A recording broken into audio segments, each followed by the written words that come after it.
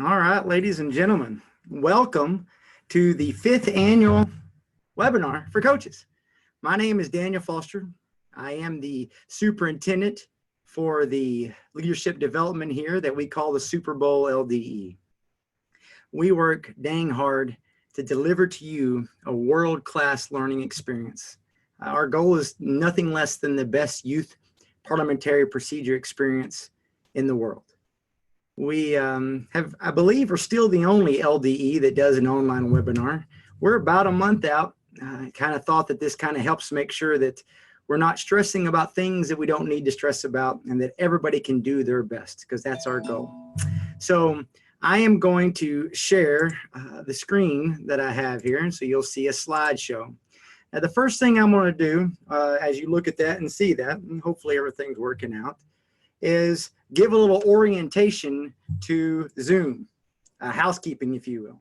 Basically, some of you might not be comfortable with this video conference platform. We've chosen to use it because Penn State University provides it to me to use for free, which fits my budget very nicely, as you can imagine, on what's available to do some of these extra things, if you will. We also have joining us some of our college volunteers, and I will talk about that later on, okay? So right now, I'm hoping that you're seeing the slides that I'm sharing. If you're not, you'll be able to chat, and I'm going to show you how to do that. First, let's talk about how you view the participants and raise their hands. Hopefully you're seeing this, and at the bottom, you will see a toolbar that says participants, and you can see and view who's going. I put mine on speaker view so that you could focus in and see when I share.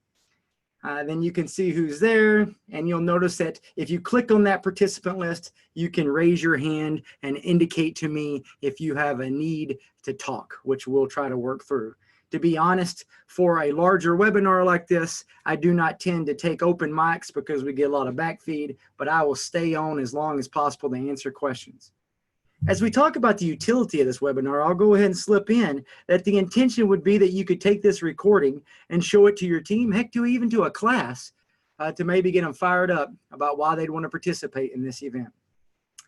So we've talked through, if you look right next to the participants, you'll see a little circle, if you will, that says chat. I open that up so I can see that going, and that's what the chat box looks like, and use that to communicate with me as you ask questions going forward.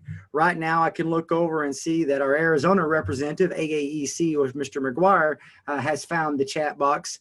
I would like to ask everybody on, as I kind of orientate the group to successful engagement, if you don't mind, to see that we found the chat box, would you please put your name, where you're from, and how many people are with you if you happen to have your entire team or students there. So this is a task that I'm asking you to engage a little bit. We won't do too much of that, but I want to make sure that everybody's on board. Click on the chat window, type into the name to everyone, your name, your state, and how many people are there. So I'm excited to see that we have West Virginia on with Tyler FFA02, Jason's flying solo from Kansas. And I'm beginning to see that even Dr. Falk, with the help of some of his students, no doubt, is engaging and involved from Idaho in this particular webinar. Thank you, Dr. Falk, and to the Vandals for joining us. I do recommend that you avoid the full screen option. That's a pro tip that I've heard from participants that makes it easier. They said if you click and exit full screen when you're in the webinar, it's easier to see what's happening. Hey, that's pretty exciting. Puerto Rico is on with their entire team of 7. And so you can see all the great people from across the nation, all the people who care about, hey, how do we do this parliamentary procedure thing the right way? How do we have fun for a learning experience? Well, we wouldn't want to have a meeting without an agenda. And so I put the agenda in front of you, and I'm going to go fairly quickly through it. I hope that you don't get bored. I'm going to review some resources. We're going to talk through the LDE schedule and event rules, answer some what I consider to be common questions. Let's see, I am the 4th or 3rd superintendent of this event, and I'm entering, I think, year 4. I've been involved with the national event since 2009. And so most of the questions I think that we can anticipate, I've seen and we can address. I will not have the opportunity tonight to introduce all of my committee members. I could not go any further, though, without saying that this is definitely a team effort from Trans Canada sponsoring the event, from the National FFA LDE team helping you with all those waiver wires and other logistical things that I don't want to deal with, which, by the way, thank you for being on. I understand that there was some kind of concert ticket thing. I believe it was a small local act, Chris Raines. I know some group like that were selling for National FFA Convention that apparently happened tonight right before my team webinar for Parli Pro. The nerve.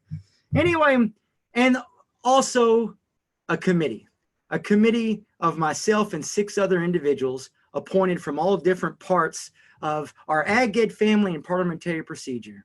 Representing Texas, Ms. Kay Cruz, who is the president of the American Institute of Parliamentarians. How cool is that? Have industry validation as career and tech educators to our event. We also have Dr. Roger Henshaw, a member of the West Virginia House of Delegates and lawyer at Bowles-Ross out of West Virginia, representing that region. I would point out that both Dr. Henshaw and Ms. Cruz have the highest credential you can earn from our national organizations of AIP and NAP, of which only approximately 40 people in the world have. We have the expertise on the committee. Mr. Will Fett with the Iowa Agricultural Literacy Foundation. So excited to have Will actually on the call tonight joining us. Dr. Jim Connors from the University of Idaho, professionally registered parliamentarian, teacher, educator from the Western region. Mr. Hugh Mooney from the California Department of Education, and Dr. Marshall Baker from North Carolina State University. That's a change. That is our committee, all of them committed, working hard to creating a dynamic event that's fun and that instills our values of high quality and of transparency, and most importantly, fun for an event. Well, let's keep moving because I know you're excited to hear about some of these things. You may not know this, but the entire event from 2012 to last year is on the Communities of Practice website from the National Association of Agriculture Educators. That's NAAECOP. There is a tiny URL there that you can type on and use if you want. By the way, I want to give a shout out where shout out is needed. The National FFA has recently, within the last 6 months, revamped their website to make it much more user-friendly for teachers, including the Parliamentary Procedure Career Development event. If you go there, they have actually put many of the resources I've provided them in the 5 years, and they're available. So make yourself aware of that. And let's not forget our professional organizations. One thing we focus on in this event is we never do things an Ag Ed way or an FFA way. We do things the parliamentary procedure way, grounded in Robert's Rules of Order as our parliamentary authority, which 90% of organizations in the United States use. So that's important to notate. And there's that reference. The Robert's Rules of Order, newly revised, the 11th edition. You do need to have personal copies. There's no ifs, ands, or buts or way around it. Every individual competing needs to come to the event with their own copy of Robert's Rules of Order. You will use that copy in both the exam practicum, the research questions, as well as the team problem-solving practicum. Now, I will note that tabs, highlighting, and notes written in R&R are available, but no additional pages or other materials may be added to it. So feel free to use your highlighters. I will go ahead and give a plug. The National Association of Parliamentarians, and you can go to their store and use the grandpa Google. Google is an amazing thing to find this. But they sell tabs, tell you what page number they put on. I believe they cost $18. Those are allowed, and I find them to be very helpful and use them as a practicing parliamentarian myself. Are they mandated? Good Lord, no. Are they required to be successful? Nope. It's just one of those fun tools of why you come to a webinar to pick out a pro tip that I wanted to share. Whenever I pause, team, I am flying solo. And it's because I'm looking over to the group chat to make sure no questions have popped up, which they haven't, just a lot of excited people. So where do we live for 3 days? One of these days, I'm going to stop doing this event and actually enjoy the National FFA Convention again. Because as long as I've done it, I find myself from Wednesday to Friday living literally in the Hyatt Regency. Many of you are familiar with that. We will be operating on the second floor. I've done a job this year to try to show you even the layouts because I don't want any surprises. You will notice me say that a lot. I want your kids, or you as members, to put in a position to do the best run through you've ever done in your life on that stage at convention. And just like you do in your ag room at home when you're practicing in the mornings or after school. So we're trying to make sure we take out any surprises. So let's go through the schedule and weave in the event as we go. Remember, if you happen to have a question, chat it into the group chat feature and I'll be able to respond in time. That's the advantage of not just watching the recording, but actually logging on tonight. So Wednesday, October the 21st, photographs start at 1 o'clock. They do that at the reception area outside the ballrooms on the second floor. Ride the escalator up and you can't miss them. I will have tables set up with some of our great collegiate assistants, and we'll be doing team check-in beginning at 1:30, allowing you into the ballroom for the exam at that time once you've checked in and registered. That will begin at 2:30. The exam will be 90 minutes, and then we will do our minutes practicum. These are 2 practicums done on Wednesday that everyone will complete, every single individual. These are not team practicums. At 5 o'clock, hopefully, as they say, the good Lord willing and the creek don't rise, we will do our team orientation meeting. The only thing that might hold that up is if for some reason our scoring doesn't occur smoothly. I have not had an issue in the past 5 years with this, so I don't anticipate problems. You should know that at 5 o'clock in that orientation meeting, we will give a welcome, but the most important information is that by using the exam scores, the team exam average, we will seed and announce the flights for the preliminary round that begins Thursday morning. There are 6 preliminary rounds. Each round has 6 to 8 teams in it. We are seeded by highest score to lowest score. So those at the highest test score will be in, the highest team essentially will be in the same flight as the team with the lowest test average, as we try to help those teams that have worked the hardest, that have studied the hardest, and that know the material the best, have the best advantage to advance. I don't think I need to describe seeding. Many of you probably fill out your March Madness bracket every year and are familiar with how a tournament would work for seeding. So our tournament indicator is not RPI, but rather your exam team score. I'm looking to check for questions. No questions at this time. There's one of those diagrams. That's what the exam room looks like on Wednesday. Not too exciting, huh? At the top of the slide is the back of the room. At the bottom of the slide is the front of the room. We will be set up for 300. I will play a game and have you shuffle so that you don't sit next to your fellow team members for completing the practicum portions. So let's talk about this exam. I love our exam. Why? Because it's driven by industry and because a student can complete it and leave with a credential. Industry credentials, I think, are important as a career and technical educator. If you score an 80% or above on the national exam, you become an accredited parliamentarian from the Society of Agricultural Education Parliamentarians.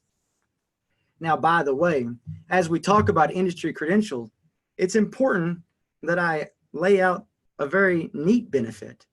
For every student that participates in the 2018 Parliamentary Procedure Leadership Development event, they will be provided the opportunity for membership, for active membership as a youth in the American Institute of Parliamentarians.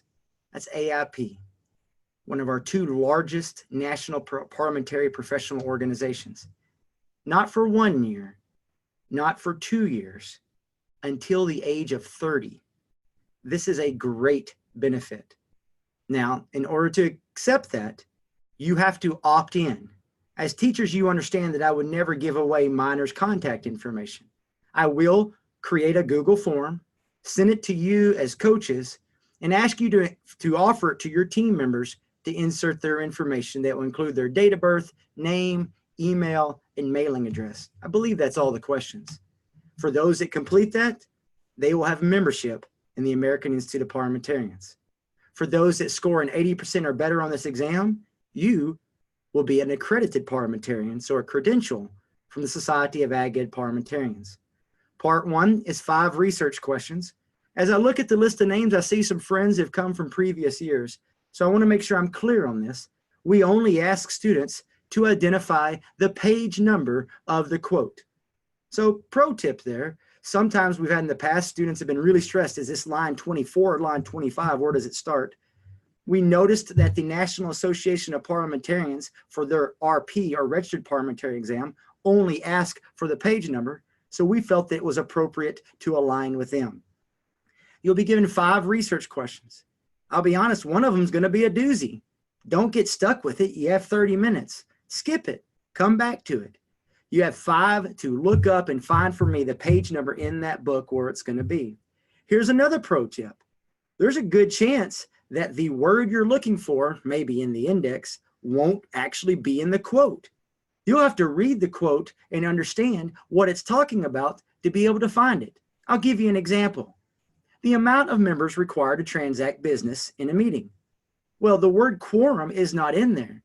But to find that, you could probably really find it easy if you knew that it was the definition of quorum and you looked up quorum in the index. Remember, I want everybody to do well. So I'm going to give you every tip and suggestion and trick I can to help your students be successful so that we can announce a record number of accredited parliamentarians of an 80% or above. Part 2, so we'll go through part 1. I ask you as teachers to make sure your members write their name or chapter. So identify your Roberts. I got to tell you, they all look alike. I know that doesn't surprise you. So make sure you identify them. I'll spread them out. They'll do the 5 parts. When they're done, I'll ask that they put it underneath their chair and table so they can find it afterwards. And then I'll have about 15 college students, assistants as proctors walking around who'll collect and provide the second part of the multiple choice questions. These are 45 questions and they'll have 60 minutes to complete. Once they've completed that 45 questions, they will turn those in and be asked to exit the exam room until all students are done. When all students are done, I'll open the doors for the team orientation round. When you complete the research exam, I don't make them sit there and twiddle their thumbs. We go ahead and give them the multiple choice portion. Some students get done in 10 minutes, and so technically would have 80 minutes for that 45 multiple choice. You and I know as teachers that if they do it quick on the first one, they're going to do it quick on the second one, and they rarely use it all. I do coach teams and students to make sure that they use their time wisely. You were given it. Why not make sure that you've done it correct and you've double-checked yourself? Let's do everything we can, every single thing we can, not to have Scantron errors. Listen to me close, team. You take 20 minutes of your team, go on that FFA website and look at the Scantrons for this event that they provided. Make sure they feel comfortable with them. I'm going to try to do everything I can to have an eyeball on every single one of them, but nothing breaks my heart more than have a team work hard and not get the recognition they deserve because they mess up a Scantron. Let's not do that. All right, I'm going to pause. Any questions about the exam? Remember, we would type these questions into the chat feature. Seeing none, and you can type them whenever, I'm going to move forward. The minutes practicum. So I clear the room for the exam. I get everybody back in there, and for the second time ever, because this is a part of the revision of 2017, we do the minutes practicum for every individual. You have 30 minutes to complete the minutes practicum. Responses will be captured with a Scantron. It's smart to know that I am limited to using a Scantron. Now, I've posted the example of what they had to do in 2017. In 2017, students were asked to watch a meeting, a video meeting. It was ran through twice. The meeting was about 3 minutes long, and they were asked to take minutes. They were then given questions to answer about that meeting or about minutes knowledge. See, we don't want just the secretary to know about minutes. We were told by our professional parliamentarians that knowing minutes and records is a critical skill for every member of an organization, and that's why we've changed. As we saw in previous iterations of the event, it was really a glorified spelling contest, and we didn't feel like we were authentically evaluating a student's knowledge and understanding of minutes. I need to tell you that I am making no promises to you that showing a video and answering questions is the way that we're going to assess this knowledge this year. It might be, but I have delegated that to members of our committee, professional parliamentarians, and they are creating that. What I'm telling you is that every question that you're asked will reflect two sources of information. Robert's Rules of Order newly revised, page 354 to 355 and 468 to 480. Yep, I told you 13 pages, 14 if you round up, that your students need to know about minutes, and that the questions and therefore the answers and citations would come from there. But we are Dewey disciples who believe in learning by doing. So there are also competencies that learners should not only know, but should be able to do. And that is reflected from Domain 2 of Organizational Leaders, Minutes and Other Records from the National Association of Parliamentarians' Body of Knowledge. I have cut and pasted a screenshot into this webinar to show you the specific items that a leader should know and be able to do. That is the ball field that I get to play in to assess your students and teams on whether or not they know minutes. Do we have any questions about the minutes practicum? I see that I have a question from Bonnie. I'm wondering why the secretary is given paper and pencil during their demonstration if they will not write minutes of their demonstration. To be honest, Bonnie, that's one of those things of culture and tradition. Last year when we made this change for the first time, members were just comfortable with it and they wanted it. So we said, well, it doesn't hurt us. I will collect nothing from any of your team members on how they use for papers during that stage, and they will not be asked to use those. So if you don't have them, you don't have to use them. Kind of neat, huh? If your member wants them because they feel comfort and they want to be able to scribble, I'm going to allow them to do it. We did not change the layout of the demonstration where we have members and a table at the front. Thanks for asking the question. So we've done our practicums. We've announced our preliminaries. We show up Thursday morning all bright-eyed and bushy-tailed. We know that half of the teams are going to go in the morning rounds of the preliminary, and the other half are going to go in the afternoon. In the Hyatt Regency E&F, we will see that 7:30 in the morning will be the holding room. In the holding room, I will let you know they'll be asking your students to write thank yous because you know that's important. So I don't want any surprises. Everybody know that you're probably going to be asked to write a thank you. I will also let you know that we have decoupled the problem-solving team practicum from anything dealing with the demonstration. Therefore, we reserve the right, as we try to use time productively, that someone who might be the last team to demonstrate in the preliminaries in the morning, you might go do the problem-solving practicum instead of sitting there twiddling your thumbs. And then once a team demonstrates, we're going to run a scenario to try to keep teams from not just sitting there, not being engaged. So during the preliminary round, all teams will do the team problem-solving practicum. All teams will do an 11-minute demonstration. Not all teams will do them in the same order. Some will do the team problem-solving practicum first. Some will do the demonstration first. It will not impact the competitive viability of any team. As we judge you, I always like telling you everything, I'm going to have probably 3 collegiate students and 3 judges sitting there. I will publish an event official booklet so you get to grow your professional learning network with the judges and contact information of everybody that's involved with this event, because we're a small family and we're all trying to learn to do better. So we'll have 3 judges, we'll have 3 collegiate students, a shadow judge, and 2 comment cards. I'll have a timekeeper and an event host, and you will be guided towards success to completing your demonstration. Here is what a common preliminary room looks like. You can see that it's set for seating of about 100. So pretty simple. There's a slight variation because of the nature of a hotel, but that's what you can look forward to as you see it. And you see even a blue designation of 7 feet for the judges table to the stage or riser where the team will compete. Now I'm pausing because I looked over to my group chat and I noticed I had a question come from Wisconsin and a question come from Mr. Vincent. Mr. Vincent, I believe, is representing the great state of Texas. So as I look at Wisconsin, the secretary does not have to take notes during the presentation. That is correct. I will not evaluate, collect, or use anything. The secretary is welcome to use that table if they wish, but you will be evaluated on your minutes on the minutes practicum on Wednesday afternoon. As I look at Mr. Vincent, the secretary does not take minutes, and I believe I just answered that. Probably should have read those 2 questions before I started talking. All right, team, keep the questions a-coming.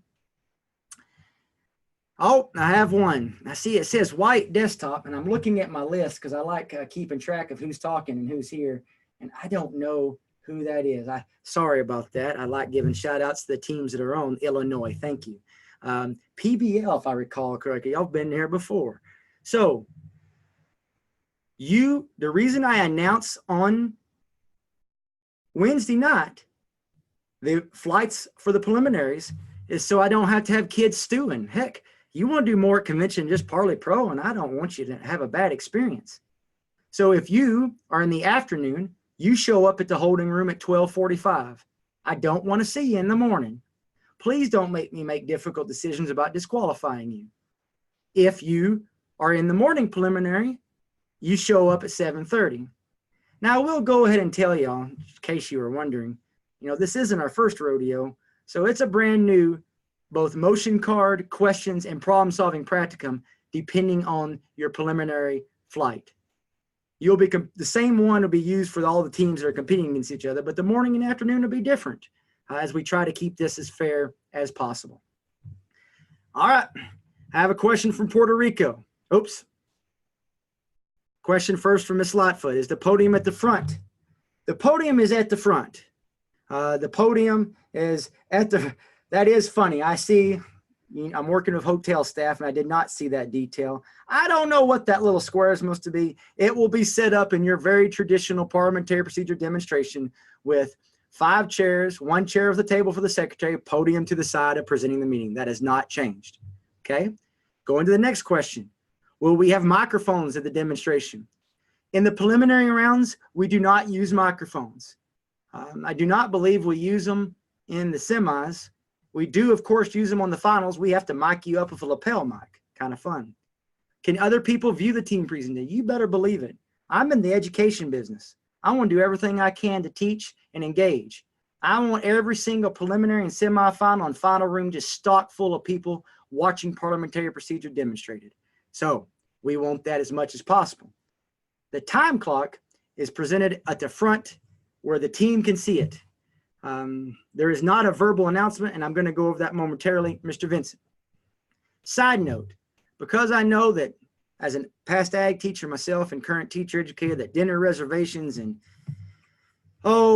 reflections and doing things can occur, I will tweet out the flights, pictures of them, when we're done with the orientation meeting on Wednesday night. So if you can't make it because y'all got to go eat at the steakhouse, you just need to learn how to use Twitter then.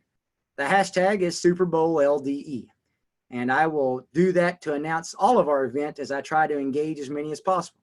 You should also know that I'm appointing social media advocates for every flight and round, doing everything we can to engage and teach an audience about this critical knowledge. So let's look some more at the team demonstration. I am going to come back to the timer here momentarily. The president, secretary, 4 team members, a local chapter item of business. Keep that in mind. That's a pro tip. You're supposed to be demonstrating a logical chapter meeting. Take us into your home chapter. If you're from Kansas, you're the only team from Kansas there. Let me know about you. Don't stare and debate and talk about things that could apply anywhere in the whole nation. Be unique. The judges love that, and it makes it more authentic and real. Assume a regular chapter meeting is in progress. We are picking up and under new business. You should not tap the gavel. The chairman will simply say, "Is there any new business?" And that will begin the meeting. By the way, I think it's actually written. I'm going to hit pause because I know that I probably just opened up a can of worms. If I actually flip in the rule book, it says how the meeting starts precisely. I'm now scrolling because even I don't remember. I believe, is there any new business? If it's a word or two off, my judges aren't going to get off. They focus on Robert's parliamentary errors. Oh my gosh, they didn't say this exact word. That's not what we do. We keep this logical and driven by that book. We don't also evaluate how you walk on stage. Don't care. Okay? It's how well you demonstrate parliamentary knowledge. I'll say that many a time. There it is. See, I was smart enough to know that I needed to write that on my slide. Is there any further business that should be presented to the chapter at this time? But if you said, is there any further business that should be presented, and didn't say that last phrase, you're not going to lose points. It is a 11-minute demonstration. So for some of my gray-haired dogs that are coming back again, you'll notice that to be a time change from the previous iteration. It's 11 minutes, not 10 minutes and 30 seconds. So let's talk about the event time. I said it's 11 minutes. There's a 2-point deduction for every second over 11:01. Excuse me, 11. The digital clock counts up from the time the presentation begins. There is no other visual warning provided. The finals does use 2 synchronized clocks. That's what the clock looks like. Those little puppies are hard to find and expensive, to be honest. Now, sometimes teams can't see that.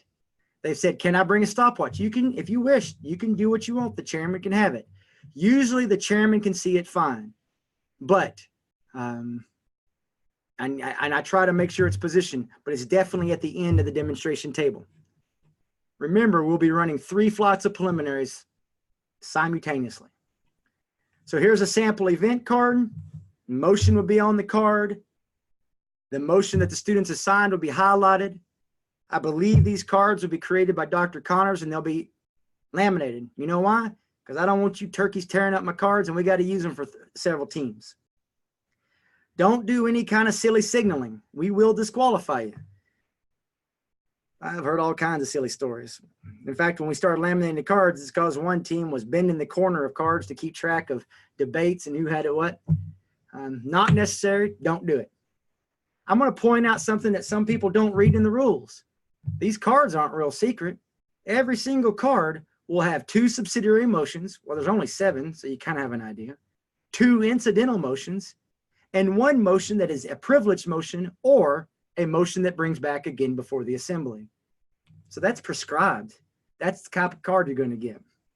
The main motion must be the first motion presented, unless one of those motions that bring back again before the assembly, our friendly zombie motions, are assigned.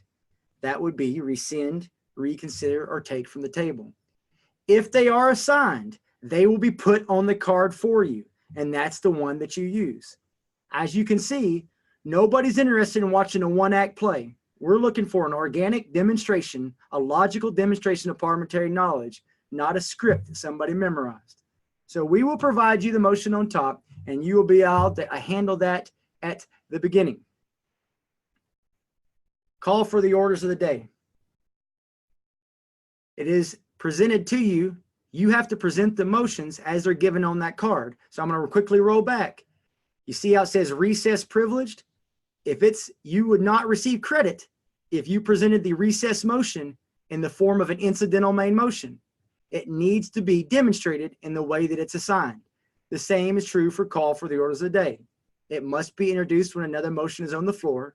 You should assume a main motion was postponed at the last meeting and made a special order for that time during the demonstration. We will provide what that order would be. And there's an example of what that card might look like. Okay, I'm going to hit pause. I am making no promises to any of you that in any round, I will have reconsider, rescind, or call for the orders of the day or take from the tables. But we might. You never know. But now you know how we'll present it when we do it. I'm going to hit pause because I feel like I called a lot of information. So, Wisconsin asks, is call for the orders of the day always going to be a special order? Yep. That's what I just told you. You will be under the new business. You'll be presented as a special order. You must do it when another item of business is pending. Are there any other questions that need to be asked about the demonstration portion at this point in time?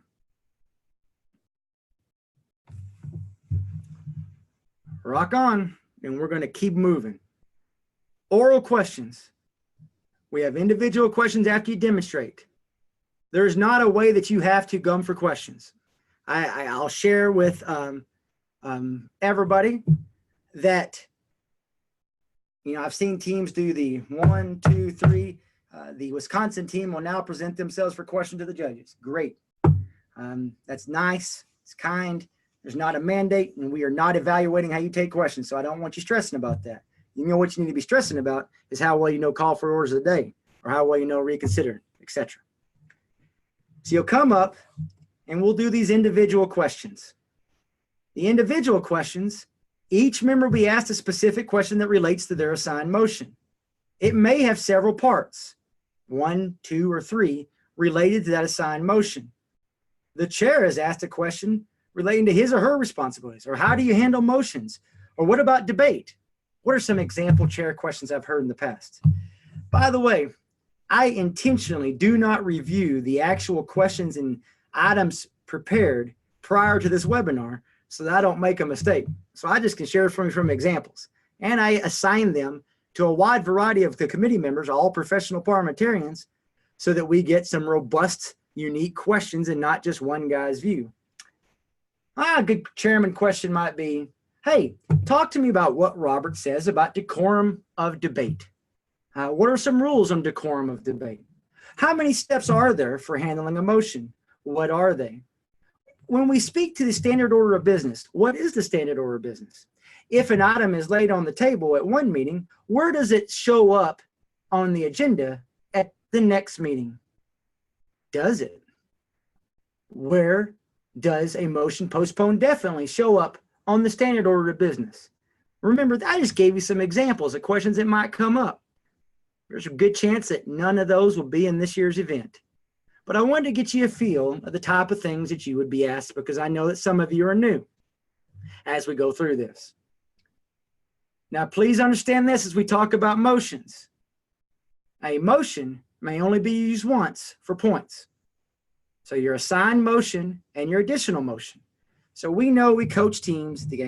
Every team, every member needs to make 2 motions. They're assigned and 1 additional. Now, you're only going to get credit for using a motion once. So if you see one of your team members' cards on there and you make it and it's their required motion, what do I do? Well, first off, if it's a required motion, you make that puppy. Because if you don't make a required motion, I have to assign a negative 50 points to your scorecard, an automatic deduction. Now you're like, well, wait a minute. So-and-so, old little Jimmy, he made the motion as an additional. Yes, he did. And it would not get that 20 points credit for the additional motion because a motion can only count once on the scorecard. The original main motion counts as the additional motion for the member that moves it. Some folks don't know that, so we share it. Now you can tell that I've made a mistake. I always believe in owning my mistakes and got my questions out of order here. That slide should have been up. The other round of questions that we talk about before I look at what questions you guys have is clarifying round. Some of my vets might remember we used to do a team round and what we might call it, and it was timed. Sometimes it was called a lightning round, and there was assigned points. I'm going to tell you something. That became frustrating and subjective and didn't feel like the authentic assessment we wanted. So we took off those points and put them elsewhere on the scorecard. We kept the clarifying round, though. If you've ever judged this event, you know why. Things move quickly, and I wanted to empower our judging panel to be able to ask students, hey, why did you do that? Or did I see this? Well, you're like, well, what, does it matter how they answer? You bet you believe it. Because how they answer those questions could influence the rest of that scorecard, from team effect to team logical conclusion, to clarification of who debated and what went down, to even overturning an error. Because things are happening so fast, I have to provide a way for my judges to say, this is what I saw happen. They take into account the team's answers and then they consult as a team. So if you did it, just because you said you didn't do it, don't mean you won't lose points. Kind of funny, huh? No time limit. Questions are directed to individual members or to the team in general. Team members may step forward. After we do the demonstration or before, in the preliminary and semis, we're going to do this team problem solving. And before I talk about that next practicum, I'm going to go back to the questions. All right. So I have a question. When will we make call for the orders of the day? Well, I need to encourage you to go read about that motion. I've told you need to make it as a special order. And I've told you it needs to be made then when another item of business is pending, when the main motion is pending during your demonstration. So I encourage you to read those sections of Roberts. I could take a moment and find the exact page numbers, but we got a lot of people on the call right now and work through that. Okay. By the way, you go ahead after this call when you're watching this and you send the questions to foster@psu.edu. I'll take time to give you a page number and send it back, or I'll ask one of my committee members to do the same. Remember, we want everybody to be successful and most important to learn. We're not about chasing plaques. We're about people expanding their knowledge. So I move on down, and it says, can adjourn be presented as an additional motion at the end of the meeting? Yes, Jimmy, adjourn is one of the 25 motions that are eligible in this event, and if you choose to use it, you can use it. Clarification for everyone else, there is no mandate that you use the motion to adjourn. As you've read in your Roberts, a chairman can simply declare that the meeting is adjourned and that business has concluded. Just letting everybody know. Moving on down. If more than the maker of rescind debates it, do they get credit for it? Well, Iowa, I don't see anything in Roberts that says anything about only one person can debate rescind. And so, yes, there is no rules that says that we only score certain debates. Now I'm going to go ahead and share the pro tip, though, that debate is evaluated based on being original and new. So if you're not saying new ideas, you might not be using the time the best way. Yep, I don't think that 5 team members could all debate rescind and be fresh on whether or not we should kill this or not. But maybe, and there's definitely not a prescription where only one, the motion maker, can make it. So now I'm moving on down. The rule book says 10 points for missing the additional motion. Has that changed? Nope. Probably just Foster trying to keep 3 tracks of the event straight in his head and went back old school. So whatever it says in the rules and what it says on my scorecard is what it is. And you are correct that it is 10 points for the additional motion. Brody, always appreciate you pointing out my mistakes. Then we look down here and it says, are we to assume prior notice has been given or not for rescind? You know what's really cool about this, Jimmy? Sometimes we'll say in a scenario, sometimes we don't, but we always defer to the chairman. Remember, it's the chairman's job to keep the assembly informed. So if the chairman were to say, as previous notice has been given, this motion will require a blank vote or majority vote, or since no previous notice was given, we will need a 2/3 vote, there will be no points deducted because the chair and that team is doing a logical demonstration of parliamentary knowledge. Woo! We're covering a lot of ground tonight. It's 5:42. I'm watching my clock. I told you we'd go to 6:15, I believe. I think I actually said 6:30, and then I rolled it back to 6:15. I'll stay on, though, to answer questions as long as you people want to talk about Parli. So, team problem-solving practicum. Written by professional parliamentarians. We work real hard to try to actually pull them some scenarios that happen. I love it. We found that that is the knowledge base that a professional parliamentarian uses the most. They're given a scenario and say, what did we do wrong? Write us an opinion. So this is almost like a little opinion exercise. I'm going to make sure we'll have 3 teams going at once. In each room, there'll be a round table. There will be a copy of the scenario for each member so you don't have to look over each other's shoulders. You are asked to bring your own copy of Roberts. I will provide you a laptop. And on that laptop, you will be provided a searchable electronic Robert's Rules of Order newly revised. To be honest, they used to be available from NAP, but I think they may have sold out. They're hard to get your hands on. I am going to make sure that I have a laptop with that on it available on Wednesday for any team that wants to play with it. Probably have 2 or 3 and have a college kid sitting with them just in case, because I don't want somebody saying they couldn't use it because it wasn't familiar. Do you have to use it? Nope. Not required to use the searchable Roberts. Just trying to keep it as real and as industry driven as possible. But we provide that. I give them a flash drive and they have to type their answer. 1, I don't want to read their handwriting, and this isn't a handwriting contest. Number 2 is they can then cut and paste from their searchable Roberts if they wanted to provide their evidence as they go through. Providing more is not always better. Your client doesn't want to read a bunch of extra crap that's not applied. So you need to be thinking about how you're brief, concise, and answering the question appropriately. Those answers will be taken by the team and evaluated by professional parliamentarians, both on-site and at a distance. As I try to make sure that we keep this event world-class and have a limited budget, I can't fly and put up in hotels every one of my volunteers. So some of them I asked to sit by their computer that day to be on call. Examples are available on Communities of Practice or on that FFA website. And this occurs in 2 rounds. It occurs in the preliminary rounds. All teams will do this, and in the semifinal rounds. So you're kind of hoping you get to do it twice. We will not do it in the finals round. Our observation is by the time those 4 teams get to the finals, they're pretty much wore out. And so we figure we have our handle on it and don't need to ask them to do another team problem solving approach. So before I move on to Friday, I'm going to flip over here to the questions. My students seem to be working through these well. However, they don't seem to get the exact page and quote from R&L. The quotes they find are similar. How is that scored? Do they have to have the exact page and quote? Great question. There is a best answer.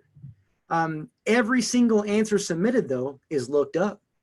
And if it relates, because we know there's 717 pages and there can be variation, a partial score may be given. But there is a right answer that's the most correct answer that needs to be provided. And so, yep, that's probably the best answer I can give on that. And when people say, well, how about that? I says, well, I have professional parliamentarians do it, and we're operating the best that we can. So we read everything submitted, but we do have a key, and there is the best answer, and then there is a close answer. All right. Whew. Team problem solving practicum. I think it's in the book. Well, at the end of the day on Thursday at 5 o'clock, we'll get everybody in the room. Everybody be hooping and hollering, and we'll announce 12 teams' names that are the gold teams for the 2018 event. Those teams will compete in the 2 flights of 6 teams in the semifinals. Now, I'll be honest, and like I said, I know it's crazy, and if I was in the morning, am I going to come back at 5, blah, blah, blah. Remember how we do business. I will tweet out at Super Bowl LDE. I've had some teachers tell me, well, I don't use Twitter. I said, all right. Because no one else does, I don't have to use Twitter. So then you could just come to the event. But I'm letting you know it's an extra value added. So you could upload it just for this event and search that hashtag and you could get information. Or you could have one of your students do it. That's your choice. All right.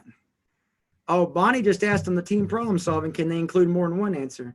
If there are multiple answers that help substantiate, as you've done any kind of research before and says, here is reason 1, 2, and 3, that will be taken into consideration. They are not limited to giving only one response. So what does it look like on Friday? We get up in the morning. I put 12 teams in a holding room.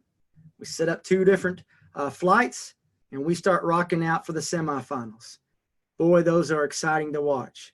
I'm not going to lie. I tell lots of teachers, bring your kids to the semis. You know, you can see 6 teams instead of 4. There's just a lot of good stuff happening. My observation is that it's pretty much finer than frog hair to kind of split those 6 teams to figure out how 2 from each flight get to go to the final 4. And they're all pretty solid. We'll announce the final 4 teams as soon as we can. I'm hoping 11:30, might be 11:45 on Friday. I'll feed my judges some grub. We'll load up our stuff and truck on over the walk to the finals holding room and set up for that at 2 o'clock. And then we'll do 2:30 in the finals hall.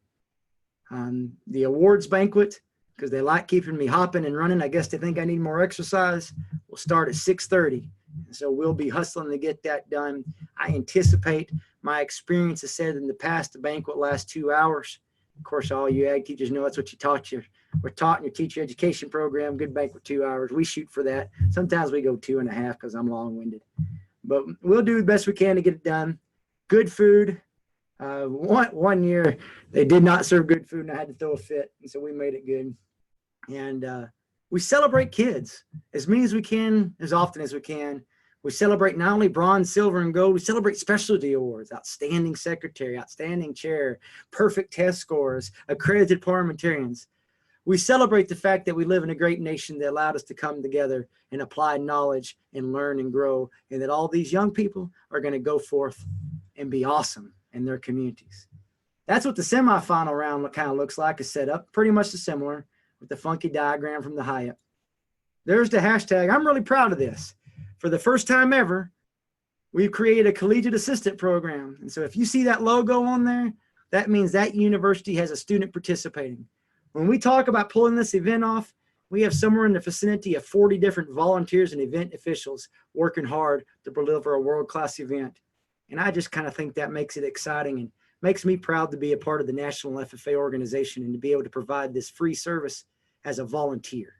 So I'm going to stop sharing my slides, throw up my video. You're going to have to look at my face, which I know is horrible. Let's see, how do I do this? Stop share.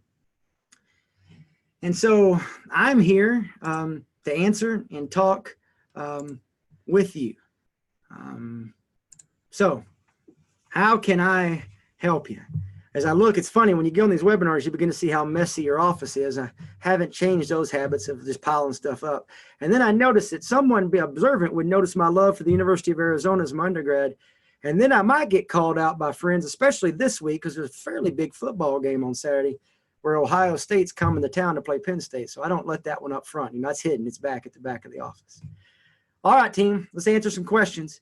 At this point in time, I believe I've completed the review of the webinar to the best of my ability, the event. And now I'm just going to stay on and answer questions as long as you want to hear them. Okay. So if you're done with me, you can get off the call. I got 34 people on it and I'm still recording. One thing I am going to do is stop the recording for this question and answer session. And so you get the benefit of being here, of being able to ask the questions in that time. Thank you so much for your participation.